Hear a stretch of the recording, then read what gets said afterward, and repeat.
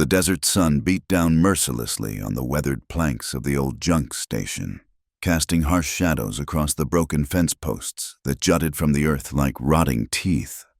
Jack Sullivan stood at the edge of what was now his property, dust swirling around his worn boots, and wondered how a man's life could amount to so little. At 35, Jack looked 10 years older. The lines etched deep around his eyes told stories of loss that words never could. His calloused hands, once steady enough to rope a steer at full gallop, now trembled slightly as he held the crumpled letter from the lawyer in Tucson. Uncle Ezra was dead, and this godforsaken patch of nowhere was all that remained of the old man's life. Some inheritance, Jack muttered, surveying the collection of rusted metal, rotting lumber, and broken dreams that sprawled before him. The main building, if it could still be called that, leaned precariously to one side, its tin roof peppered with holes that let in shafts of brutal sunlight. Scattered around the yard were the remains of wagons, mining equipment, and Lord knew what else, all slowly being reclaimed by the desert. A movement in the shadows caught his eye. From beneath the sagging porch emerged a dog, if that mangy creature could still claim such a title. Gray around the muzzle, ribs showing through patchy fur, one ear torn and healed crooked. The animal regarded Jack with eyes that held more wisdom than any beast had a right to possess. "You're what passes for a welcoming committee, I suppose," Jack said, his voice rough from days of travel and nights of whiskey-soaked memories.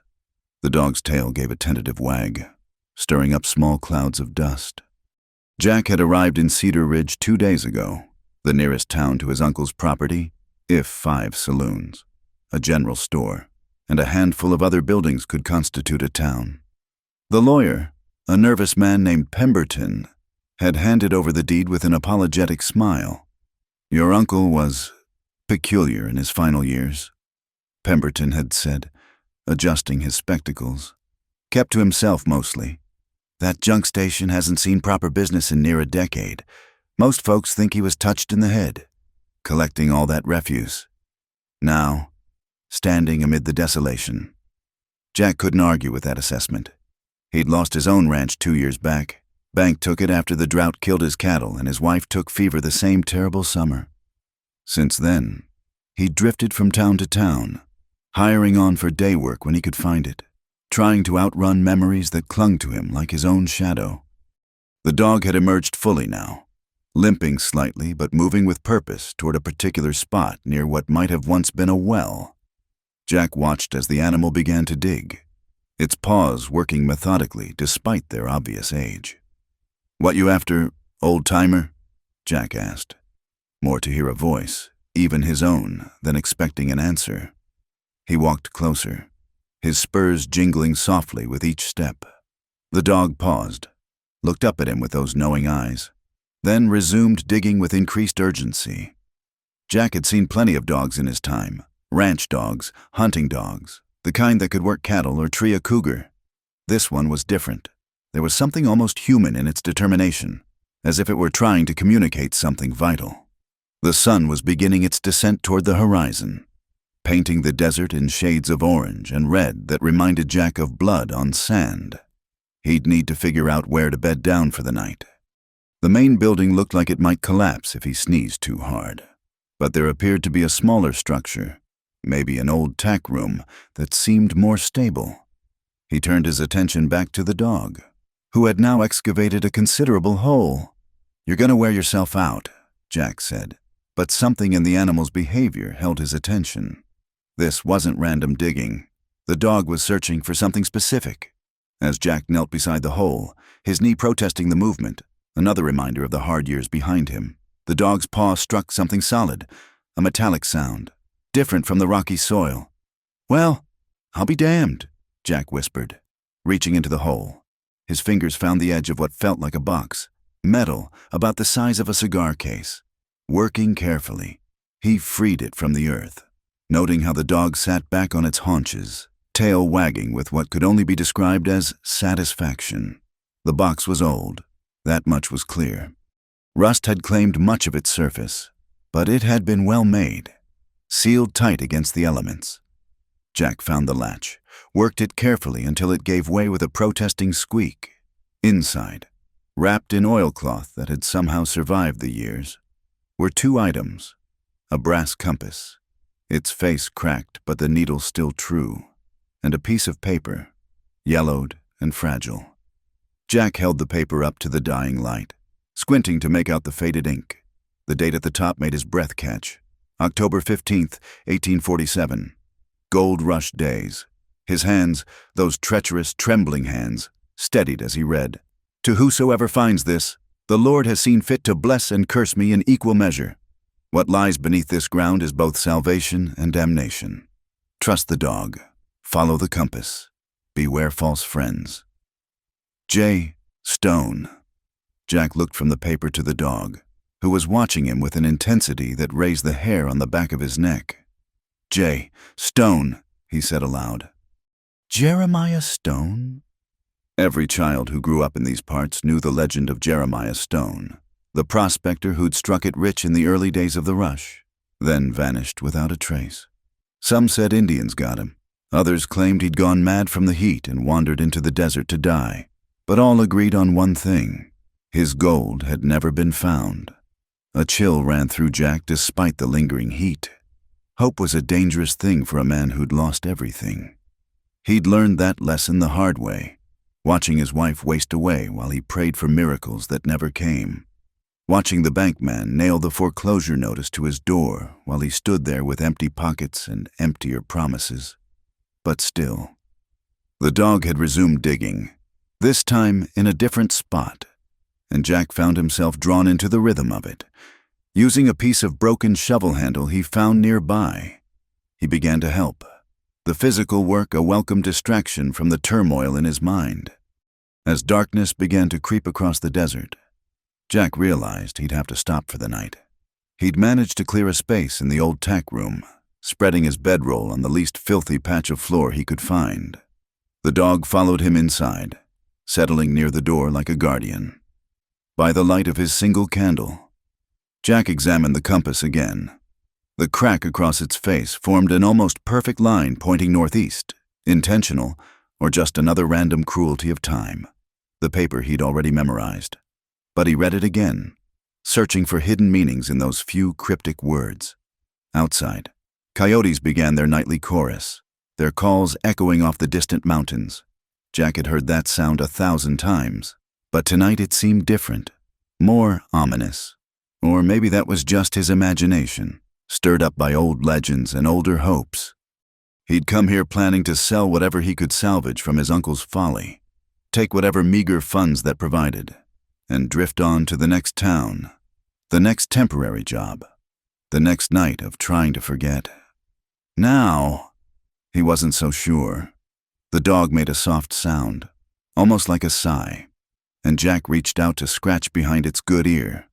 The animal leaned into his touch, and for the first time in 2 years, Jack felt something other than numbness. "What have you gotten us into, boy?" he asked softly. Tomorrow, he decided. He'd explore more, see what else this junk station might be hiding. Maybe it was foolishness, chasing after prospectors' tales and mysterious messages. But what else did he have? His life had become a series of empty days strung together like beads on a broken necklace. At least this offered something, as sleep finally claimed him. Jack's last conscious thought was of the compass needle, steady and true despite the cracked glass, pointing toward possibilities he'd thought were lost forever. In his dreams, he heard the sound of digging, endless and patient, and somewhere in the darkness, the whisper of desert wind that sounded almost like voices from the past, calling him toward a destiny he couldn't yet imagine. The morning sun crept across the desert floor like spilled honey, warming Jack's face through the gaps in the walls. The dog was already awake, sitting by the door with that same patient vigilance. Jack's back protested as he rose from his bedroll. Sleeping on hard ground wasn't getting any easier with age.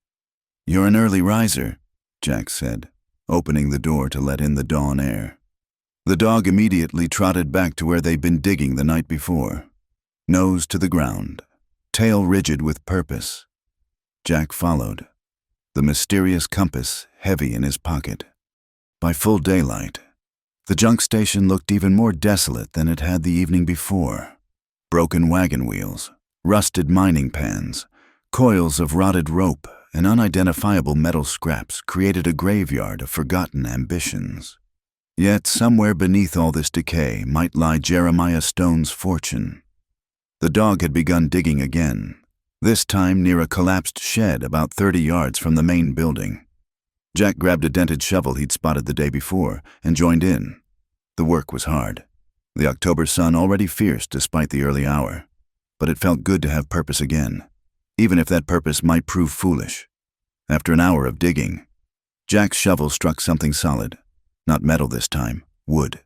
Working carefully, he uncovered what appeared to be a wooden crate, its planks somehow preserved by the dry desert air. The dog danced around the hole, whining with excitement. Inside the crate, wrapped in leather that crumbled at his touch, Jack found a journal, its pages yellow but readable, and beneath it, a rolled map. His heart hammered as he opened the journal to the first page. Property of Jeremiah Stone, prospector. Year of our Lord, 1847. May God forgive what I have done in the name of gold. Jack settled back on his heels, wiping sweat from his brow, and began to read. Stone's cramped handwriting told a tale of incredible fortune. Not just gold, but legal claims to water rights, mineral deposits, and vast tracts of land purchased with his findings. The man had been building an empire in secret, hiding his wealth from those who would steal it. But it was the final entries that made Jack's blood run cold. They know. Garrison and his men have been watching. I see them in town, asking questions. The sheriff pretends friendship, but his eyes are full of greed. I have moved everything, hidden it where only Providence might guide the worthy to find it. The dog knows, the dog remembers. Trust nothing else. Jack looked at the ancient animal, who was watching him with those unsettling, intelligent eyes. How old are you, boy? He whispered. The math didn't work. No dog lived 30 years or more. Yet here sat this creature, seemingly connected to events from before Jack was even born. The map, when unrolled, showed the local area in surprising detail. Landmarks Jack recognized: Skull Rock, Devil's Canyon, the dry riverbed that flooded maybe once a decade. But there were markings he didn't understand, symbols and notations in what might have been code. At the center of the map, where the junk station should be, was a star with 8 points. A sound made Jack look up sharply. Dust on the horizon, riders approaching, 3 of them, moving at an easy pace but deliberately toward the station. Jack quickly rewrapped the journal and map, stuffing them inside his shirt. The dog growled low in its throat. The riders drew up about 50 feet from where Jack stood, spreading out in a practiced formation. The man in the center touched the brim of his hat in a mockery of politeness. "Morning, friend," he said. His voice was smooth as oil, but his eyes were cold as January ice. "Name's Sheriff Watson. These are my deputies, Hank and Cole." Jack nodded cautiously. "Jack Sullivan. This is my property now. Uncle left it to me." "So we heard," Watson said, dismounting with the easy grace of a man comfortable with authority. "Ezra was a fixture around these parts. Shame about his passing." The words were right, but the tone suggested anything but sympathy. The deputies remained mounted, hands resting casually near their weapons. Jack noticed how their eyes swept the property, lingering on the freshly dug holes. "Doing some improvements?" Watson asked, gesturing toward the excavation. "Dog was digging," Jack said truthfully. "Thought I'd see what had him so interested." "Find anything?" The question hung in the air like smoke from a distant fire. Jack met the sheriff's gaze steadily. "Just rocks and old bones. Nothing worth mentioning." Watson smiled, but it didn't reach his eyes. "Well, you let us know if you turn up anything interesting. Town's got ordinances about found property, historical artifacts and such. Wouldn't want you running afoul of the law." "I'll bear that in mind," Jack said. The sheriff remounted.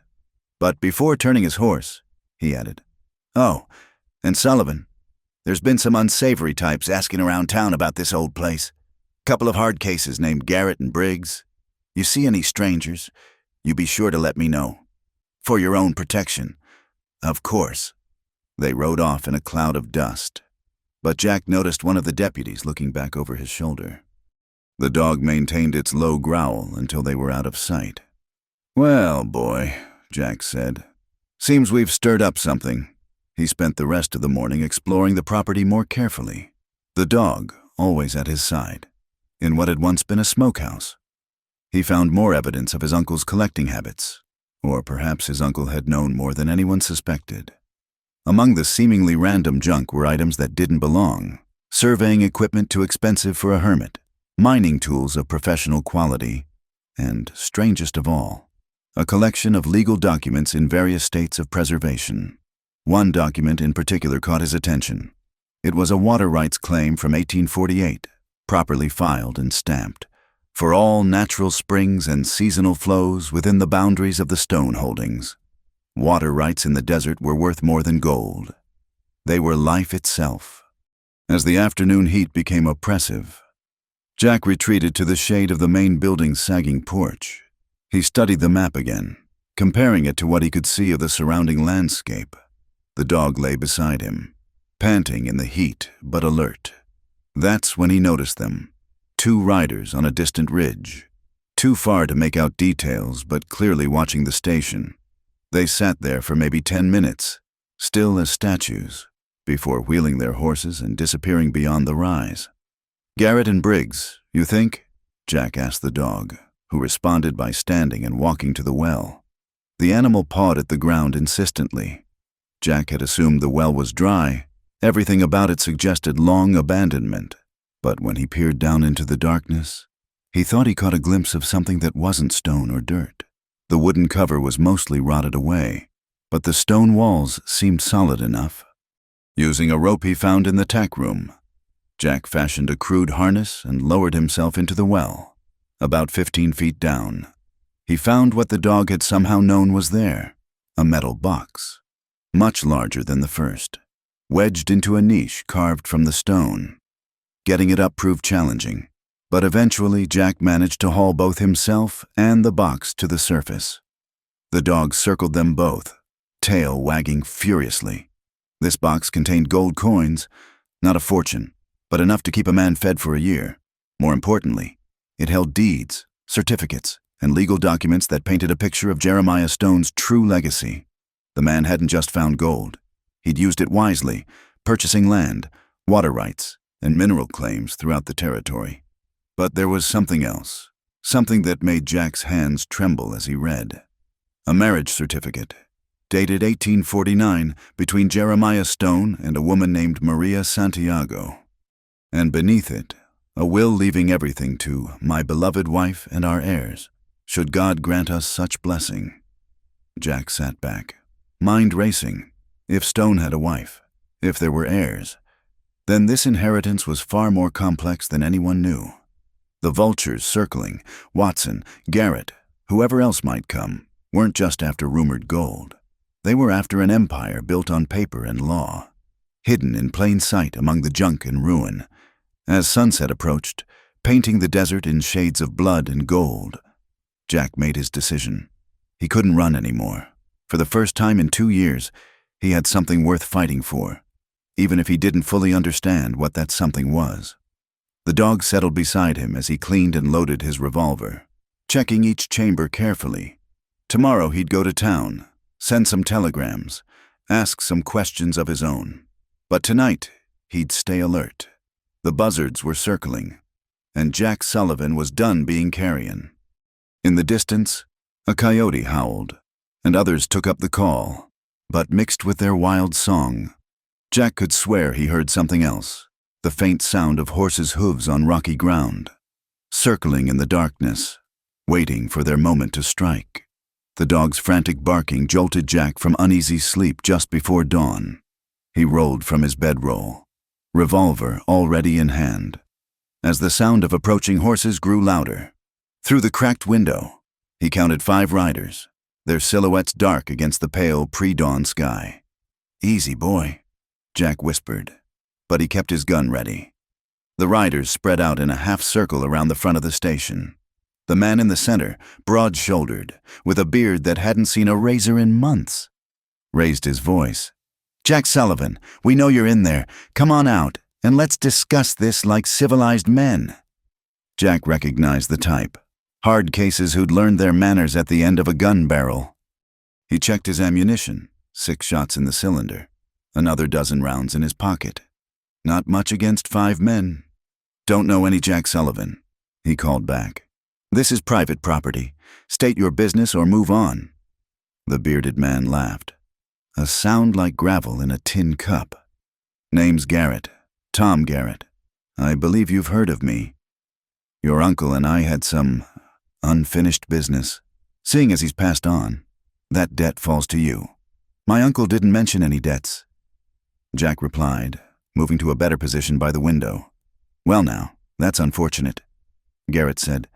"See, Ezra borrowed a considerable sum from me some years back, promised to pay it back with interest, even put up this land as collateral." He produced a paper from his coat, waving it in the dim light. "Got the documentation right here." Jack knew a forgery when he heard about one. Men like Garrett always had documentation when they wanted something. "Then you'll need to take that up with a judge," Jack said. "Until then, get off my land." The dog growled low, hackles raised, eyes fixed on something Jack couldn't see. Then he heard it, footsteps on the roof. They were trying to flank him. Garrett's voice hardened. "Now, let's not be unreasonable. Sullivan, we know what you found yesterday. The whole town's buzzing about it. Why don't you share the wealth, and we'll call it square?" The footsteps above stopped directly overhead. Jack aimed at the ceiling and fired. The blast was deafening in the small space, and he heard a yelp of pain followed by the sound of someone scrambling across the roof. "That's one warning," Jack shouted. "Next one won't be aimed high." Gunfire erupted from outside, bullets punching through the thin walls. Jack dropped flat, pulling the dog down with him. Splinters rained down as lead tore through wood. When the firing paused, he heard Garrett barking orders. "Burn him out! Travis, get that kerosene!" Jack's mind raced. The tack room had only 1 door and 2 windows. If they set fire to the building, he'd have to come out shooting or roast alive. Neither option held much appeal. The dog suddenly bolted for the back wall, pawing frantically at the floor. Jack crawled over, feeling along the boards. His fingers found a metal ring, nearly invisible under years of dirt. A trapdoor. Bullets continued to pepper the walls as Jack hauled open the hidden entrance. Below was darkness, but there was no time to hesitate. He grabbed his saddlebags, the box of documents, and dropped through the hole. The dog followed without hesitation. They landed in a tunnel, hand-carved from the rocky earth. The air was cool and stale. Jack could hear muffled shouts from above, then the whoosh of flames catching wood. Orange light began to flicker through the floorboards. "Lead on, boy," Jack whispered, and the dog took off down the tunnel. They moved in darkness, Jack keeping one hand on the earthen wall for guidance. The passage twisted and turned, sometimes widening enough to stand upright, other times forcing him to crawl. Behind them, the muffled roar of fire grew fainter. After what felt like hours but was probably minutes, they emerged into a natural cave. Pale light filtered through a narrow opening. Jack recognized where they were, inside Devil's Canyon, a good quarter-mile from the station. Through the cave mouth, he could see smoke rising in the distance. His inheritance, such as it was going up in flames. But he was alive, and he still had the documents that mattered. The dog led him along a hidden path through the canyon, moving with sure-footed confidence.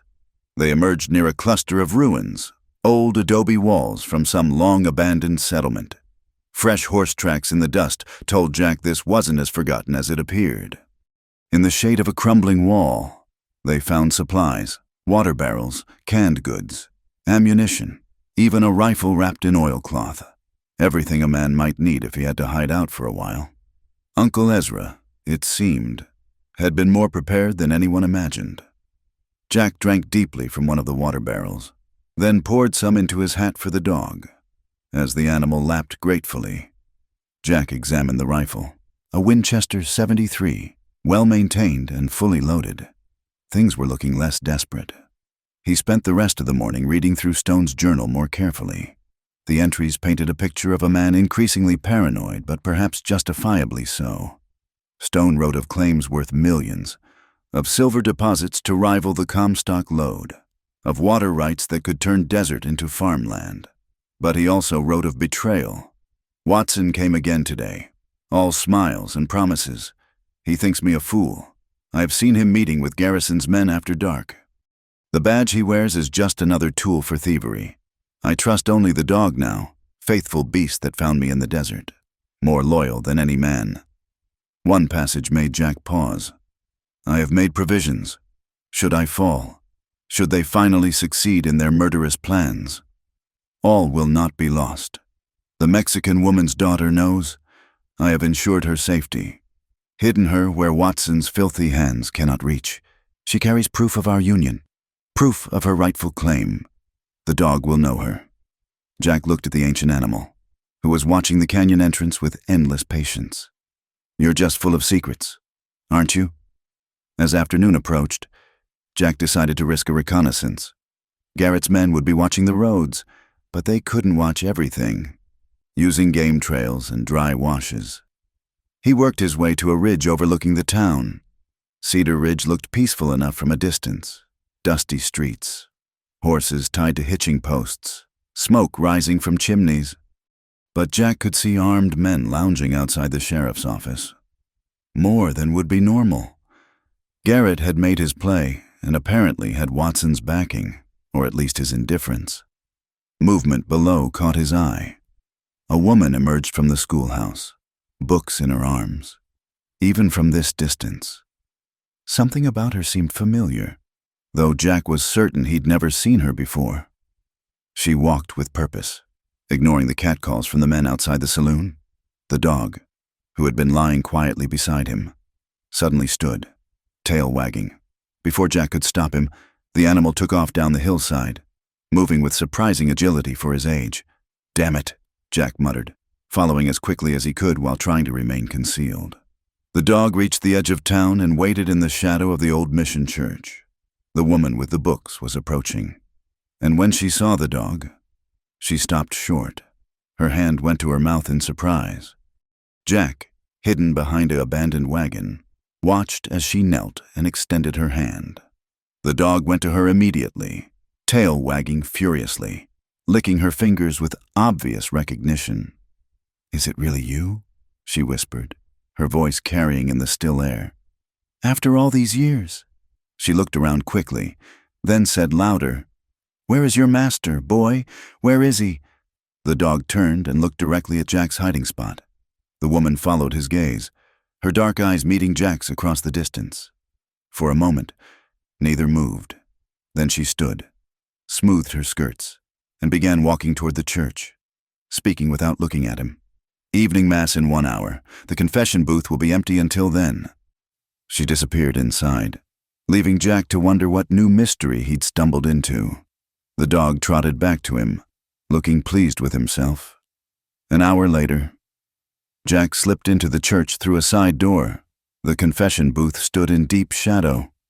He entered the penitent's side, acutely aware of the revolver's weight under his coat. "You have the dog," the woman's voice came through the screen. "Then you must be the one who inherited Ezra's land." "Jack Sullivan," he confirmed. "And you are?" "Elena Santiago. My mother was Maria Santiago. She was married to Jeremiah Stone." Jack's pulse quickened. "Then you're his heir, his only living heir." Her voice was steady but tinged with old pain. "I have waited 30 years for someone to find what he hid. The dog, he was my mother's before he was Stone's. Somehow, he has survived all these years. Waiting. That's impossible. No dog lives that long. Many things are impossible in the desert, Mr. Sullivan. Yet here we are." She paused. "Garrett's men killed my mother when I was 5. Watson helped cover it up. They've been searching for Stone's fortune ever since, never knowing I existed, never knowing I had the one thing they needed." What's that? Through the screen, he saw her hold up a key, ornate, old-fashioned, its head shaped like a compass rose. The key to everything. Elena said, "But it's worthless without knowing where the lock is. That secret died with Stone, or so everyone believed." "The map," Jack breathed. "I found a map, and documents, deeds and claims, and then God has finally answered my prayers," Elena interrupted. "But we must be careful. Watson has ears everywhere. Can you meet me tomorrow night? There's an old line shack 5 miles north, near Skull Rock. Come alone. Bring everything you found." Before Jack could respond, the church door opened.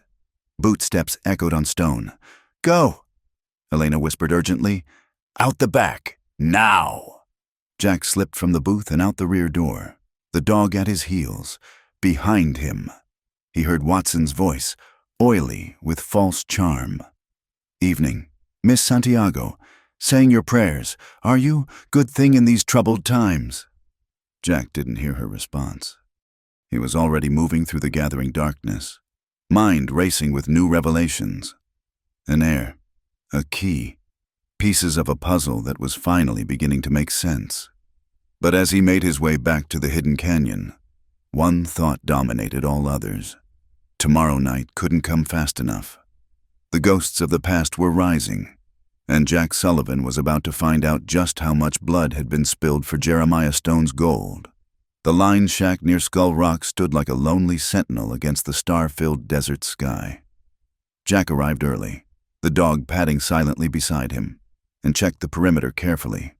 The weathered structure had seen better days, but its walls were solid and sight lines clear in all directions. A good place for a clandestine meeting. He didn't have long to wait. Elena Santiago approached on foot from the south, moving with the quiet grace of someone who'd learned to be invisible in a hostile world. She wore a dark shawl over her simple dress and carried a leather satchel close to her body. "You came," she said simply, stepping into the moonlight. "Did you doubt I would?" Jack asked. A sad smile crossed her face. "I've learned to doubt everything. Mr. Sullivan, it's kept me alive these 30 years. Inside the shack, Jack lit a single candle. In its flickering light, he could see Elena properly for the first time. She was perhaps 35, with dark hair streaked prematurely with silver, and eyes that held depths of sorrow and steel in equal measure. The dog went to her immediately, laying his grizzled head in her lap. "Tell me about your mother," Jack said, spreading Stone's documents on the rough wooden table. Elena's fingers traced the dog's ears as she spoke. "She was beautiful, intelligent, educated, unusual for a Mexican woman in those times. Her father was a wealthy landowner who'd sent her to school in Mexico City. She met Jeremiah Stone when she was traveling to San Francisco. He was rough, uneducated by her standards, but honest and kind. They fell in love despite everything." She pulled papers from her satchel, a marriage certificate, letters in faded ink, a daguerreotype of a striking woman with Elena's eyes. "They married secretly," Elena continued. "Her family would have disowned her for marrying an American prospector. His partners would have seen her as a weakness to exploit, so they kept it quiet, planning to reveal everything once his fortune was secure. But something went wrong," Jack prompted. Elena nodded. "Stone struck gold. More than anyone imagined, but wealth breeds envy. His partner, a man named Garrison, Tom Garrett's father, wanted it all, and Sheriff Watson, young and ambitious then, saw an opportunity. They planned to kill Stone and take everything." She paused, her voice growing harder. "But Stone was no fool. He hid the bulk of his fortune, converted much of it to land and legal claims, and prepared for war. What he didn't expect was that they'd come for my mother first." Jack felt the familiar cold anger that came with tales of injustice. "What happened?" "They came at night, Garrison, Watson, and their men. They wanted her to tell them where Stone hid his gold. She refused. They were not gentle." Elena's voice remained steady, but her knuckles were white where she gripped the dog's fur. "I was hidden in the root cellar. I heard everything." "I'm sorry," Jack said, the words inadequate but necessary. Elena met his eyes, Stone went mad with grief when he found us. He hunted Garrison down, killed him in a fair fight on Main Street, but Watson was clever. He claimed Stone had murdered his partner in cold blood, put a bounty on his head. Stone fled into the desert and was never seen again. And you?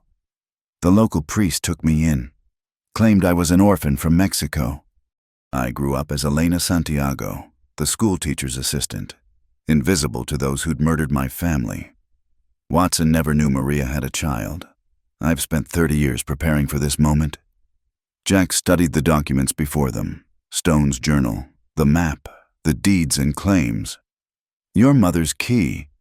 What does it open? Elena produced the ornate key from around her neck. According to my mother's letters, Stone built a vault somewhere on his land, not just for gold, but for all the legal documents that proved his ownership of various properties. He believed in law, Mr. Sullivan. He thought paper and ink would outlast bullets and greed. He might have been right, Jack said, showing her the water rights documents. These alone are worth a fortune, but we need to find that vault. Elena leaned over the map, her finger tracing the symbols. I've seen this before. My mother drew something similar for me when I was young, made me memorize it. Look, she pointed to marks near the 8-pointed star. These aren't random. They're constellation markers. The 8 points represent the compass, but also the stars visible at a specific time of year. Jack felt excitement building. When? The autumn equinox. Stone was obsessed with celestial navigation. He believed the heavens were God's own map, impossible to forge or steal. She looked up. That's in 5 days. Then we have work to do, Jack said. But Elena, there's something you need to know. Garrett burned the station to the ground. He's got at least a dozen men, and Watson's backing him. They won't stop until they get what they want.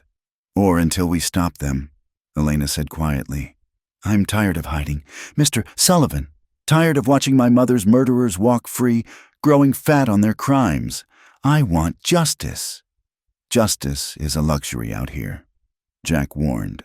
Survival comes first. Sometimes they're the same thing. She stood, gathering her papers.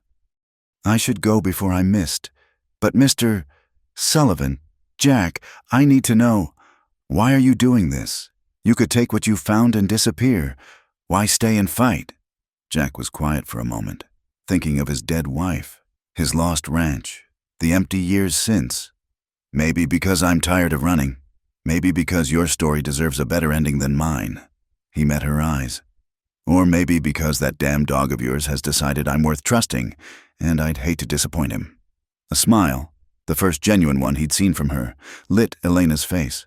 He's a good judge of character, always has been. She moved toward the door, then paused. There's something else. Watson's been asking about marriage records from the territorial days. I think he suspects something. Be careful. After she left, Jack sat in the darkness, thinking. 5 days to find a vault that had stayed hidden for 30 years. 5 days before Garrett and Watson lost patience and came in force.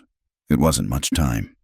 The dog whined softly, drawing Jack's attention. The animal was pawing at a particular section of Stone's journal. Jack held the candle closer, reading the passage. The old ones knew. The Apaches, the Mexicans before them, the ancient ones before that.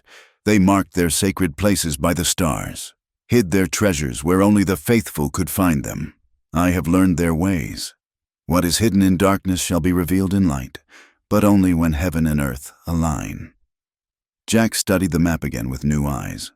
The terrain around the burned station was riddled with old mine shafts, natural caves, and ruins from earlier settlements. If Stone had hidden a vault, it could be anywhere. But the 8-pointed star at the center kept drawing his attention. What if it wasn't just marking the station's location? What if it was more specific? He thought about the well where he'd found the second box, the way it had been constructed, the careful stonework. Not the hasty job of a junk dealer, but craftsmanship meant to last. And the tunnel, that hadn't been dug recently. It was old, perhaps older than Stone himself. You know, don't you? Jack said to the dog. You've known all along. The dog's tail thumped against the floor. and Jack could swear he saw satisfaction in those ancient eyes. As dawn approached, Jack made his plans. He couldn't return to the ruins in the canyon, too much risk of being followed, but he needed supplies, ammunition, and most importantly, help.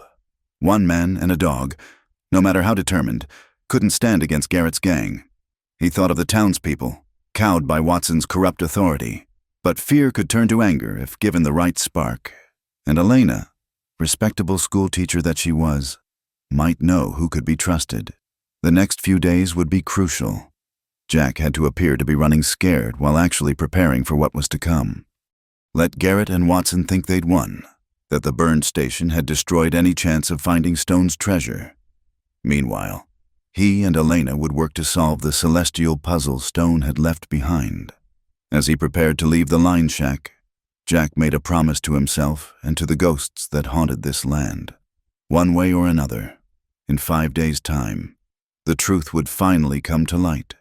The stars would align, the vault would be found, and justice, or something like it, would be served. The dog led the way into the breaking dawn, and Jack Sullivan followed, no longer a broken cowboy running from his past, but a man with purpose, heading toward a destiny written in the stars. The autumn equinox arrived with a blood-red dawn that painted the desert in shades of fire. Jack and Elena met at the ruins of the burned station just as the first stars began to fade. The dog circled the charred remains, whining softly at the destruction of what had been his home. "Are you ready for this?" Jack asked, checking his rifle for the 10th time. Elena nodded, her face set with determination. "I've been ready for 30 years. She carried her mother's key on a chain around her neck, visible now over her dark dress. "The stars will show us the way." They had spent the previous days preparing, gathering what allies they could from the townspeople. Not many, fear of Watson ran deep, but a few brave souls had promised to help when the time came. Old Samuel the blacksmith, whose son had been wrongfully jailed by Watson. The widow Martinez, who ran the boarding house and knew everyone's secrets. Doc Holliday, no relation to the famous gunslinger, who'd patched up too many of Watson's victims. As darkness fell, Elena produced the compass Stone had left and aligned it with the map. The 8-pointed star on the map seemed to pulse in the lamplight as she made calculations. "There," she said finally, pointing to a spot about 100 yards from where the main building had stood. "When the constellation Corona Borealis crowns the western horizon, its light will fall exactly there. That's where we dig." Jack grabbed a shovel from their supplies, but the dog was already at the spot, pawing at the earth with urgent intensity. They dug by lamplight, the work hard and the ground reluctant to give up its secrets. 3 feet down, Jack's shovel hit Stone. "A foundation?" Elena asked. "No," Jack said, clearing more dirt. "Steps, stone steps leading down."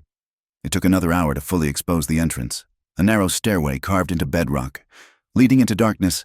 Above them, Corona Borealis hung like a crown of diamonds in the desert sky, exactly as Elena had predicted.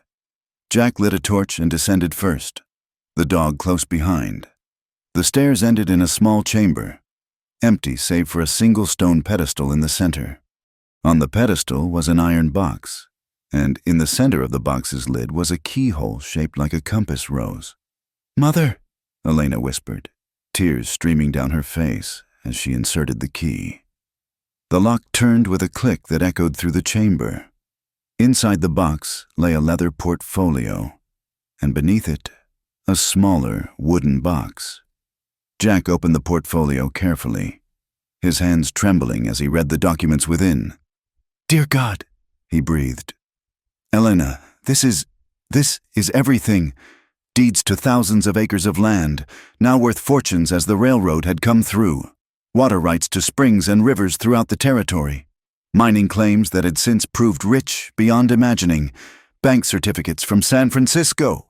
Legal partnerships in enterprises that had grown into empires. Jeremiah Stone hadn't just hidden gold. He'd hidden an entire fortune in paper and law." Elena opened the wooden box with shaking hands. Inside lay 2 things, a wedding ring inscribed with J and M forever, and a sealed letter addressed to "My beloved daughter."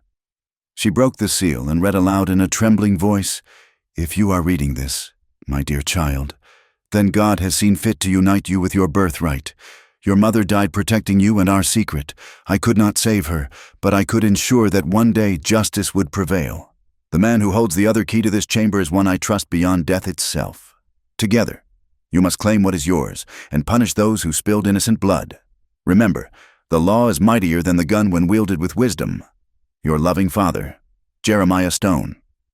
"Other key?" Jack asked, confused. The dog barked once and pawed at the ground. There, half hidden in the dust, lay another key, simpler than Elena's but clearly meant for the same lock. "He must have hidden it somewhere the dog could find," Elena said wonderingly. "All these years, waiting for the right person." A sound from above made them both freeze. Horses, moving fast. "They've found us," Jack said grimly. "Take the documents. I'll hold them off." "No," Elena said firmly. "We face them together. It ends tonight." They climbed from the chamber to find themselves surrounded. Watson sat his horse like a conquering general, flanked by Garrett and a dozen hard men. Torches threw dancing shadows across their faces. "Well, well," Watson drawled.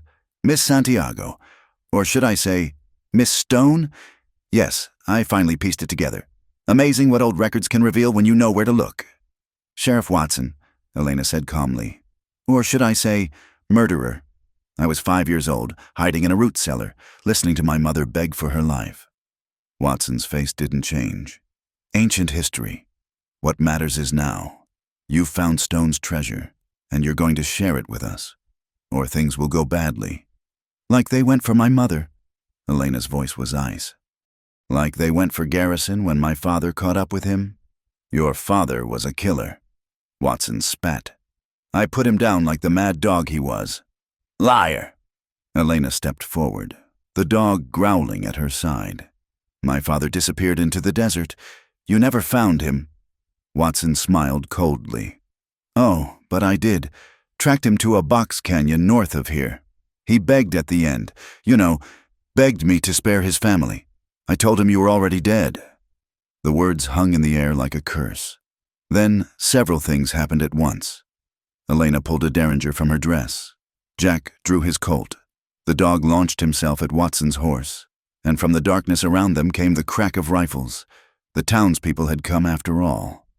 Gunfire erupted from all sides. Watson's men, caught in the crossfire, scattered. Jack saw Samuel the blacksmith wielding a shotgun, the widow Martinez shooting with deadly accuracy from behind an overturned wagon. In the chaos, Watson spurred his horse toward Elena, saber drawn. Jack's shot took him in the shoulder, spinning him from the saddle. Garrett tried to flee, but the dog brought him down. Those old jaws still strong enough to hamstring a man. When the smoke cleared, half of Watson's gang lay dead or wounded. The rest had fled into the night. Watson himself lay in the dirt, clutching his bleeding shoulder, badge glinting in the torchlight. "It's over," Jack said, standing over him. Watson laughed bitterly. "You think you've won? I've got judges, politicians, connections you can't imagine. You'll never make this stick." Elena knelt beside him, her mother's key dangling before his eyes. "You're right. The territorial law might have protected you, but that's not the only law out here." She stood and addressed the gathered townspeople. "This man murdered my mother, Maria Santiago Stone. He conspired to steal my father's fortune. By the old laws, the Mexican laws that still hold weight in these parts, I claim blood justice." "You can't," Watson gasped. "I'm a duly appointed sheriff." "Were," Doc Holliday corrected, producing a telegram. "Got this yesterday from the territorial governor. Seems someone sent him evidence of your crimes. Bank records, forged documents, signed confessions from men you thought were loyal. You've been stripped of your badge, Watson. You're just another outlaw now." Elena looked at Jack. "What do you think, Mr. Sullivan? The gallows? Or the desert?" Jack considered. "The desert's been waiting 30 years for him. Seems fitting." They gave Watson a canteen, a horse, and a head start. No food, no weapons, no money. The desert would be his judge, as it had judged so many before him. Garrett and the surviving gang members were turned over to the federal marshals who arrived 2 days later, along with enough evidence to see them hanged or imprisoned. As dawn broke over Cedar Ridge, Jack and Elena stood in the cemetery where Maria Santiago Stone had been buried under a false name. Elena placed her father's wedding ring on the grave. "Is it enough?" Jack asked gently. "Is justice served?" Elena considered. "My parents are still dead. The years of hiding, of fear, can't be undone. But yes, it's enough. They can rest now." The dog sat between them, finally showing his age, as if the completion of his long vigil had released him from whatever force had sustained him. "What will you do now?" Jack asked. "You're a very wealthy woman." Elena smiled, the expression transforming her face. "First, I'm going to put up a proper headstone with my mother's real name. Then, I've been thinking, this territory needs schools, hospitals, places where justice means something. My father believed in building things that last. I think it's time to honor that belief." "That's a big job for one person," Jack observed. "Yes," she agreed, looking at him sideways. "It is." Jack felt something in his chest he hadn't experienced in years, hope mixed with possibility. "I might know someone who could help. He's got experience with ranching, building, making something from nothing. Recently came into some prospects of his own." "Is he trustworthy?" Elena asked, a smile playing at her lips. Jack looked down at the dog, who was watching them both with what could only be described as satisfaction. "Well," Jack said, "he's got a good reference." As they walked back toward town together, the dog between them, the morning sun painted the desert gold. Somewhere in the distance, a church bell rang, calling the faithful to prayer, and for the first time in 30 years, the ghosts of Cedar Ridge could rest in peace. The news of Watson's downfall spread through the territory like wildfire. Within a week, Cedar Ridge had become a hornet's nest of activity. Federal marshals, territorial officials, and newspaper men descended upon the town, all eager to witness the unraveling of a 30-year conspiracy. Jack stood on the ridge overlooking the ruins of the junk station, watching dust clouds on the horizon. Too many riders, moving too fast. Beside him, Elena lowered her field glasses with a grim expression. "That's not the law," she said. "That's an army." The dog growled, hackles raised, as 40 riders came into view. At their head rode a man Jack recognized from wanted posters, Luther Morse, Watson's cousin and leader of the largest outlaw gang in 3 territories. Behind him rode the remnants of Garrett's men and every gun hand who'd profited from Watson's corruption. "They're heading for town," Jack said. "We need to warn everyone." They rode hard for Cedar Ridge, the dog running alongside despite his age. The town was quiet. Too quiet. Then Jack saw why. Armed men already occupied strategic positions along Main Street. Morse had sent an advance guard. "The Mission Church," Elena said. "Father Miguel will shelter us." They slipped through back alleys, avoiding the sentries. The church was full of townspeople, those who'd stood with them against Watson, now huddled with their families. Father Miguel, an elderly priest with steel in his spine, met them at the door. "They came an hour ago," he said. "Morse demands the stone fortune in exchange for sparing the town. He's given us until sunset." "That's 6 hours," Jack calculated. Doc Holliday was already there, tending to Samuel the blacksmith, who'd taken a bullet trying to resist. "They've got the telegraph office, the sheriff's office, and the bank. We're outnumbered 4 to 1. "No," Elena said firmly. "We're not running, not again. This is our home." Jack studied the gathered townspeople. Merchants, farmers, mothers with children. Good people, but not fighters. Then he noticed something. The widow Martinez was distributing ammunition. Young Tom Baker, the clerk from the general store, was cleaning a rifle with practiced ease. These people had lived under Watson's boot for years. They'd tasted freedom and weren't willing to give it up. "All right," Jack said. "We make our stand, but we need a plan." They spent the next 3 hours turning the church and surrounding buildings into a fortress. Adobe walls were reinforced, firing positions established, water barrels filled. Elena surprised everyone by producing a case of dynamite from the mission's cellar. My father cached supplies everywhere, she explained.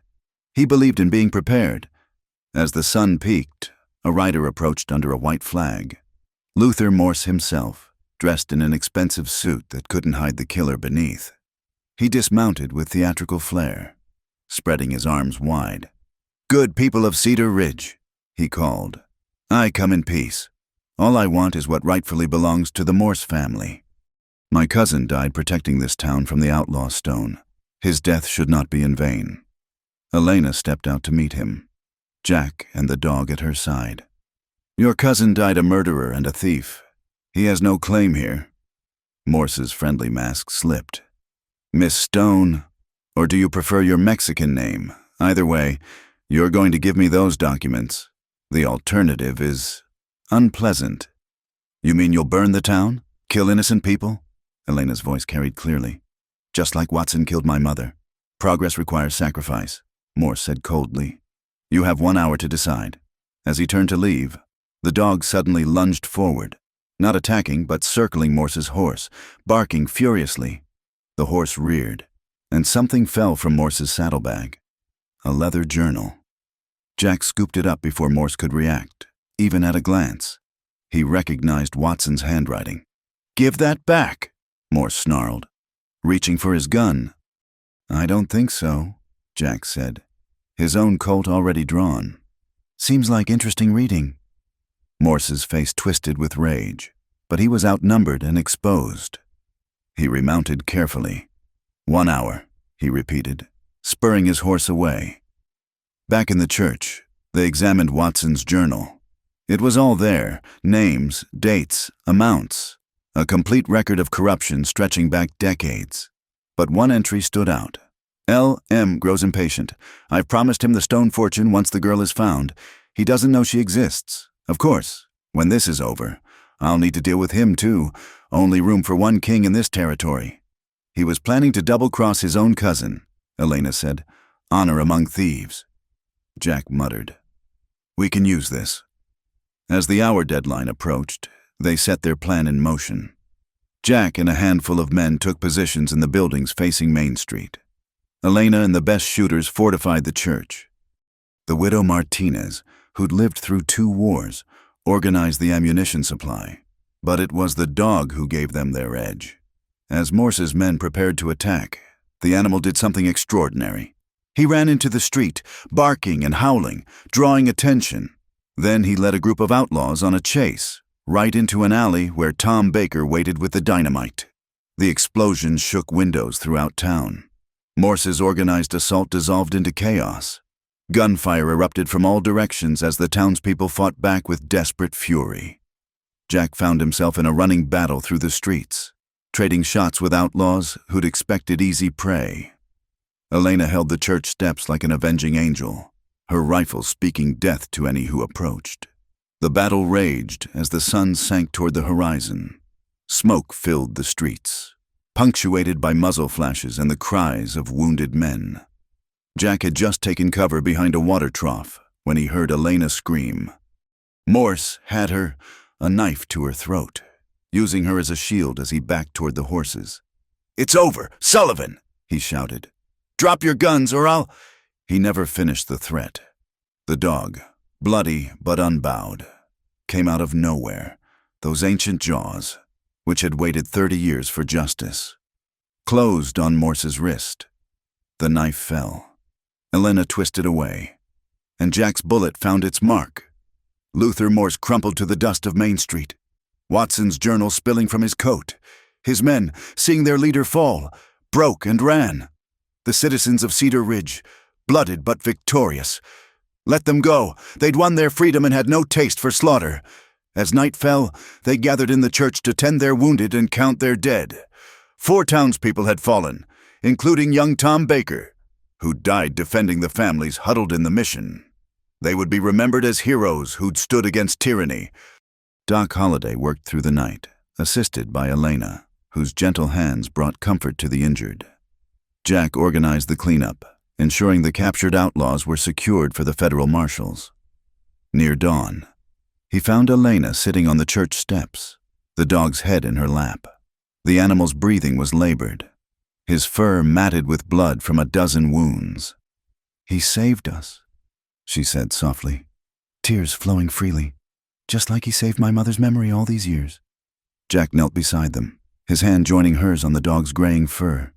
He kept his promise, waited until justice was done. As the first rays of sunlight touched the mountains, the dog lifted his head one last time. He looked at Elena, then at Jack, and his tail gave one final, contented wag. Then, with a soft sigh, the faithful guardian closed his eyes and was still. They buried him that afternoon, beside Maria Santiago Stone's grave. The entire town attended, even hardened men wiping away tears. Father Miguel spoke of loyalty transcending death, of love lasting beyond years. Elena placed the compass from Stone's treasure on the grave. "You always knew the way," she whispered. As the crowd dispersed, Jack took Elena's hand. "What now?" he asked. She looked around at their town, scarred by battle but standing proud. "Now we build," she said. "We make this place what my father dreamed it could be, a place where law means justice, not oppression." "Together?" Jack asked. "Together," she confirmed, squeezing his hand. In the weeks that followed, Cedar Ridge transformed. The Stone fortune funded schools, hospitals, and legitimate businesses. Former outlaws' holdings were converted to public works. The town that had cowered under corruption became a beacon of civilization in the desert. And sometimes, on quiet nights, townspeople swore they could hear it, the sound of a dog barking in the distance, still standing guard, still keeping watch over those he'd loved beyond the boundaries of death itself. The territorial governor's investigator arrived 3 weeks after the battle, a thin man named Cornelius Wade, who wore spectacles and carried more authority than a dozen sheriffs.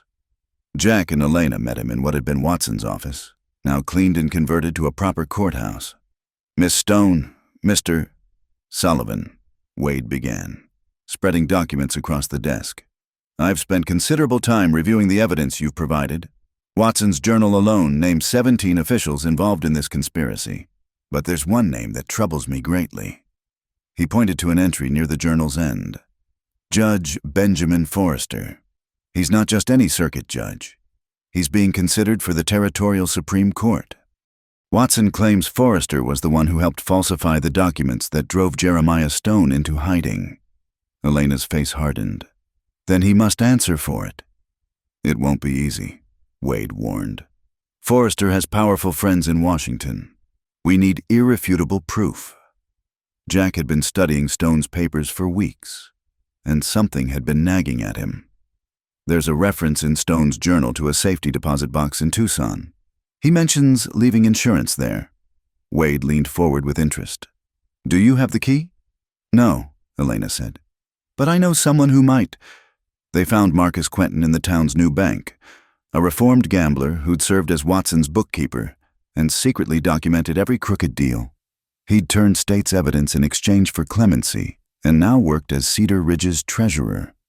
"A safety deposit box?" Quentin rubbed his chin nervously. "Watson did give me a key once, told me to guard it with my life, said it was his insurance policy. I still have it." The key was unmarked, but Quentin remembered the bank, First Territorial of Tucson. Wade immediately telegraphed for federal marshals to meet them there. 2 days later, Jack, Elena, Wade, and a contingent of marshals stood in the vault of First Territorial.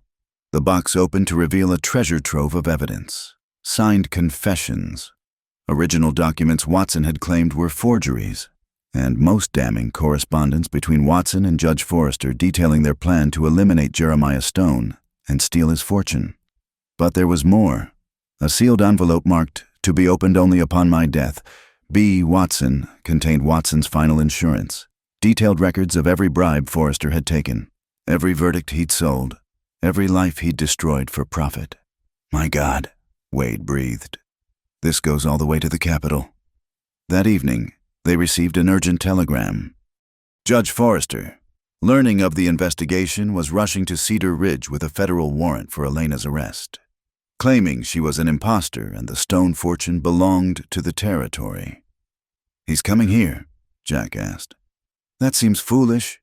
"Desperate," Wade corrected. "He needs to discredit Miss Stone before we can act.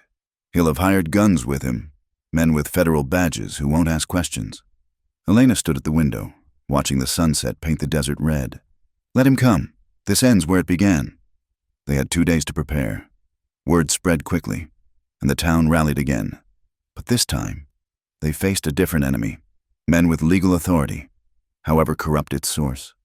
The morning Forrester arrived. Cedar Ridge looked deserted. The judge rode in with 20 men, all wearing federal badges, all armed. Forrester himself was a distinguished-looking man with silver hair and cold gray eyes that had sentenced innocent men to hang. He dismounted in front of the courthouse, his voice carrying clearly in the still air. "By order of the Territorial Court, I command Elena Santiago, also known as Eliana Stone, to surrender herself for prosecution. She stands accused of fraud, conspiracy, and murder." Eliana emerged from the courthouse, but she wasn't alone. Wade stood beside her, along with the federal marshals from Tucson. Behind them, the townspeople lined the rooftops and windows, rifles visible but not yet aimed. "Judge Forrester," Wade announced, "I'm placing you under arrest for conspiracy, corruption, and murder." Forrester laughed. "You have no authority over me. Investigator, I represent the law in this territory." "No," a new voice said. "You represent everything the law stands against." From the crowd stepped an elderly Mexican man, dignified despite his humble clothes. Jack recognized him as Pablo Mendoza, who ran the livery stable. "I know you, Forrester," Mendoza continued. 33 years ago, you were a young lawyer, ambitious and ruthless. You came to my village seeking information about Jeremiah Stone's marriage. When we wouldn't betray Maria Santiago, you had your men burn our homes. The ravings of an old fool." Forrester sneered, but sweat beaded on his forehead. More witnesses emerged. A woman who'd seen Forrester meeting with Watson the night before Maria Stone's murder, a former clerk who'd been forced to forge documents, one by one. They spoke their truth, voices growing stronger with each testimony. Forrester's men grew restless, looking between their employer and the armed townspeople. These weren't hardened outlaws, but hired muscle who'd expected an easy job. "It's over, Forrester," Wade said. "Surrender peacefully." "Never." Forrester drew a hidden derringer, aiming at Elena. The shot came from above, the widow Martinez, steady as always. Forrester's gun flew from his hand as he clutched his wounded arm.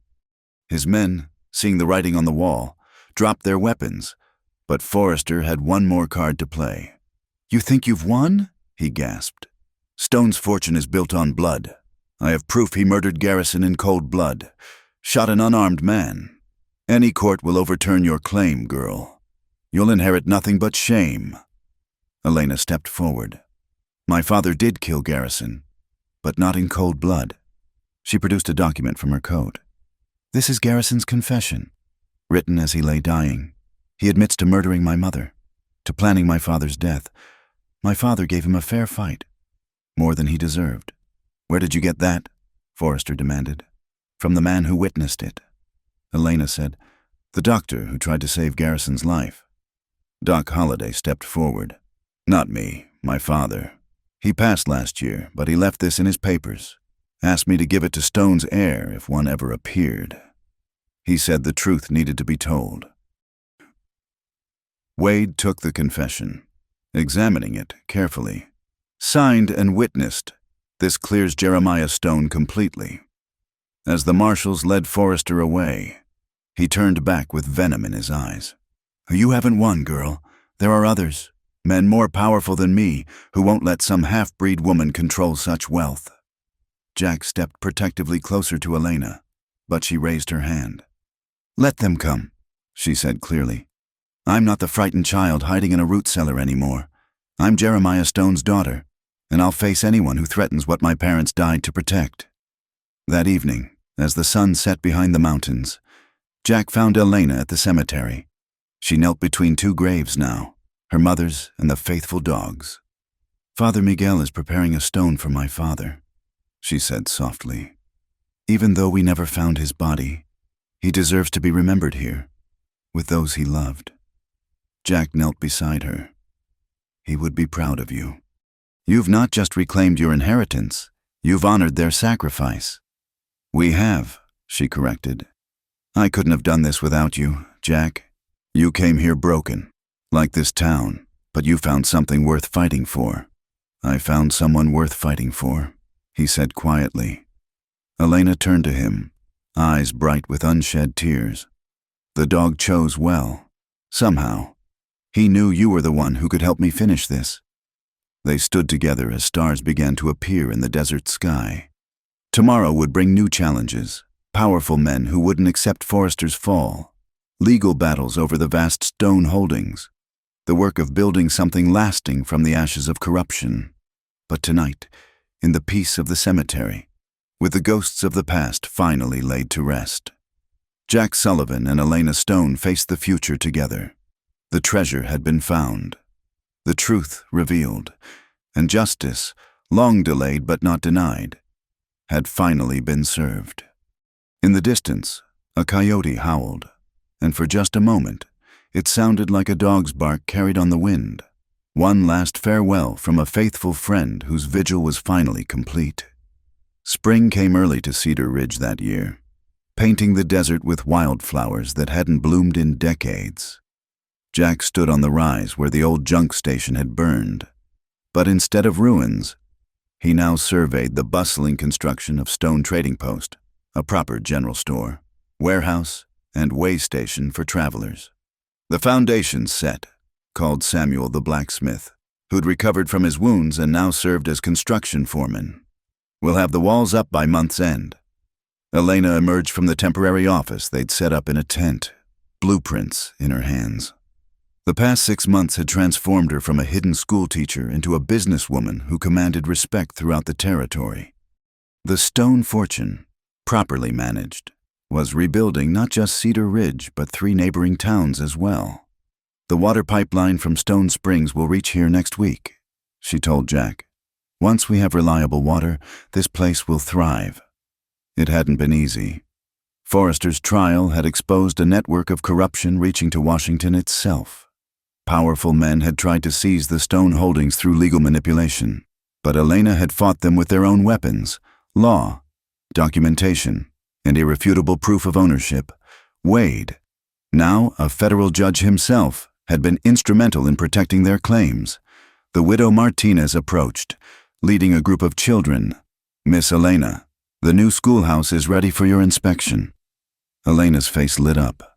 Despite the vast fortune she now controlled, the school remained her proudest achievement, built on the site where her mother had died. It stood as a monument to education triumphing over ignorance. As they walked through the town, Jack marveled at the changes. Where saloons had outnumbered all other businesses, now there were shops, a newspaper office, a proper doctor's clinic. Doc Holliday had expanded his practice, bringing in younger physicians from back east. The cemetery had a proper fence and groundskeeper, with marble headstones replacing wooden crosses. They paused at the 3 stones that stood together: Maria Santiago Stone, Jeremiah Stone, though his body was never found, and between them, a smaller stone that simply read, "Faithful Friend," with a carving of a dog. Sometimes I still see him, Elena said softly, out of the corner of my eye, watching over the town. Maybe he is, Jack replied. Some guardians never truly leave. That evening, the town gathered for a celebration, the official incorporation of Cedar Ridge as a proper municipality. Elena had been unanimously elected mayor, though she'd tried to decline. Jack served as the sheriff, a position he'd accepted reluctantly but performed with quiet efficiency. As the sun set, Father Miguel blessed the gathering, and Elena stood to address her people. 6 months ago, we were a town ruled by fear, she began. Today, we stand free. But freedom isn't our destination, it's our beginning. The wealth my father left isn't just gold or land deeds. It's the chance to build something lasting, something worthy of those who sacrificed for it. She unveiled a plaque that would hang in the new courthouse. In memory of Maria Santiago Stone and all who stood against tyranny. Justice delayed is not justice denied. The celebration continued into the night, but Jack noticed Elena slip away. He found her at the old well where they'd first discovered Stone's clues, now incorporated into the trading post's courtyard. "Regrets?" he asked. "Never," she said firmly. "I just wonder sometimes what they would think, my parents. If they'd approve of what we've built, they'd be proud," Jack assured her. "You've taken their tragedy and transformed it into hope for hundreds of people." Elena turned to him, moonlight catching the silver in her hair, premature, perhaps, but earned through trials that would have broken a lesser person. "I couldn't have done it alone. That dog knew what he was doing, bringing us together." Jack took her hands in his. "Elena, I've been thinking. The trading post is almost complete. The town is thriving, and most of the legal battles are won. Maybe it's time we thought about us." She smiled, the expression transforming her face from the serious mare to the woman he'd come to love. "Jack Sullivan, is that a proposal?" "It is," he said, dropping to one knee there by the well where their adventure had begun. "I came here a broken man with nothing but regrets. You gave me purpose, hope, and a future. Will you marry me?" "Yes," she said simply, tears streaming down her face. "Yes, of course." They were married a month later in the mission church, with the entire town in attendance. Wade came from the capital to give Elena away, and Doc Holliday served as Jack's best man. The widow Martinez, who'd become like a mother to Elena, wept openly as they exchanged vows. But the most touching moment came when Pablo Mendoza presented them with a wedding gift, a collar that had belonged to the faithful dog, carefully preserved. Inside was engraved, "Guardian of the Stone Legacy, forever faithful." As years passed, Cedar Ridge grew into one of the territory's most prosperous cities. The stone trading post became the center of a commercial empire that treated workers fairly and competitors honestly. Jack and Elena had 3 children, 2 daughters and a son, each inheriting their parents' strength and sense of justice. They named their son Jeremiah, and on his 5th birthday, a strange thing happened. A dog appeared at the trading post, young and strong, with one ear slightly crooked and eyes that held unusual intelligence. It attached itself to young Jeremiah immediately, following him everywhere with protective devotion. "Coincidence?" Jack asked Elena as they watched boy and dog play in the courtyard. "In Cedar Ridge?" Elena smiled. "I've learned not to believe in coincidences. Some guardians never truly leave. They just wait for the next generation to need them."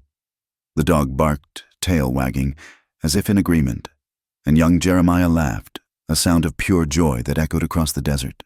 The treasure had been found, justice served, and love had triumphed over loss.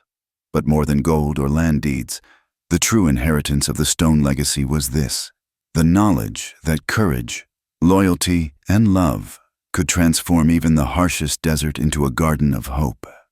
As the sun set over Cedar Ridge, painting the sky in shades of gold that reminded old-timers of that long-ago autumn when a broken cowboy and a mysterious dog had first arrived, Jack and Elena stood together on their porch, their family gathered around them, the town they'd built spreading before them, and somewhere in the desert, coyotes began their evening song.